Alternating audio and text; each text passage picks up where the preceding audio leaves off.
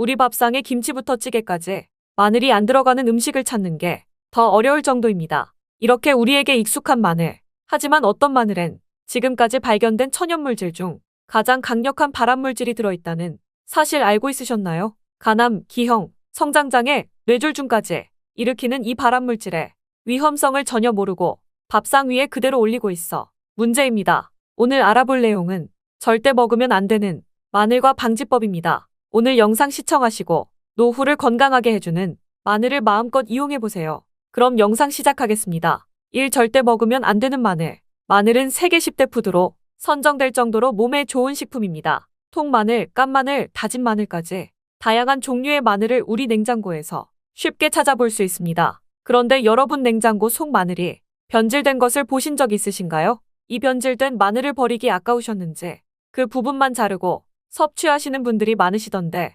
처음으로 알아볼 내용은 이 변질된 마늘들의 이야기입니다. 첫 번째, 검정색, 보라색 점이 생긴 마늘. 이 점 같은 것은 마늘에 생긴 곰팡이입니다. 마늘은 강력한 항균, 방부 성능 때문에 쉽게 곰팡이가 생기지 않습니다. 그 성능은 국립한국농산대학에서 발표한 자료에 따르면 딸기 사이에 마늘을 조금씩 심으면 곰팡이 병을 예방할 정도라고 합니다. 하지만 습기가 있는 냉장고에 오래 보관하게 되면 강력한 마늘도 곰팡이가 생겨버립니다. 근데 이렇게 강력한 천연 방부제 마늘에 생기는 곰팡이는 얼마나 강력한 곰팡이일까요? 이 곰팡이는 아플라톡신과 샤프론이라는 발암물질을 포함한 곰팡이로 아플라톡신은 지금까지 발견된 천연물질 중 가장 강력한 발암물질이며 특히 간암을 유발하고 그 밖에 급성 간염, 면역체계 약화, 기형, 성장장애 등을 유발합니다. 심지어 이 독성은 아무리 가열해도 절대 사라지지 않고 우리 몸의 독으로 작용합니다. 이렇게 강력한 곰팡이를 여러분은 지금까지 어떻게 대처하셨나요? 혹시 곰팡이가 생긴 부분만 자르고 드셨나요? 우리 눈에 보이는 부분을 모두 깨끗이 제거하셨어도 절대 드시면 안 됩니다. 곰팡이가 이미 마늘 안까지 침투했을 가능성이 높기 때문이죠.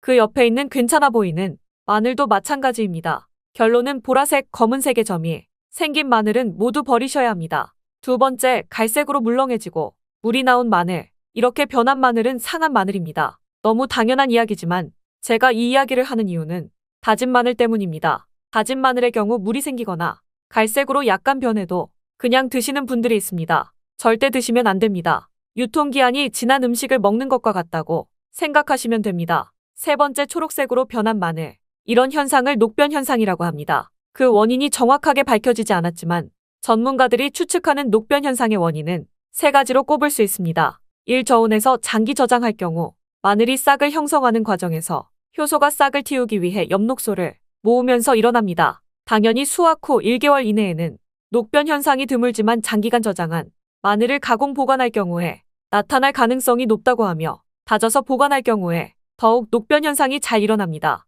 이러한 현상은 그냥 통마늘로 있을 때는 이 효소가 조금씩 작용하지만 마늘을 갈거나 찌을 때 효소의 활성이 극대화되면서 녹변 현상이 더 활발하게 일어나게 됩니다. 이 마늘에 들어있는 알리신 성분의 황화합물과 마늘의 성분 중 소량 들어있는 철 성분이나 믹서기날에 의한 철 성분의 결합으로 황화철이 생성되어 녹변 현상이 생기기도 합니다. 3. 그 외에 변색 원인으로 유기산과 환원당, 아미노산과 환원당의 반응 등이 있습니다. 그런데 이런 현상이 일어난 마늘은 인체에 유해하지 않은 것으로 알려졌습니다. 앞으로는 녹변 현상이 일어난 마늘은 굳이 버릴 필요는 없지만 불안하시면 굳이 섭취하실 필요 없습니다. 네 번째, 싹난 마늘. 마늘에 싹이 자란 걸 보신 적 있으신가요? 감자에 싹이 나면 독성이 생겨 먹으면 안 된다는 건 대부분이 알고 있는 상식입니다. 그럼 마늘은 어떨까요? 결론부터 말씀드리면 상관없습니다. 마늘엔 싹이 난다고 독성 성분이 형성되지 않습니다. 지금까지 절대로 먹으면 안 되는 마늘과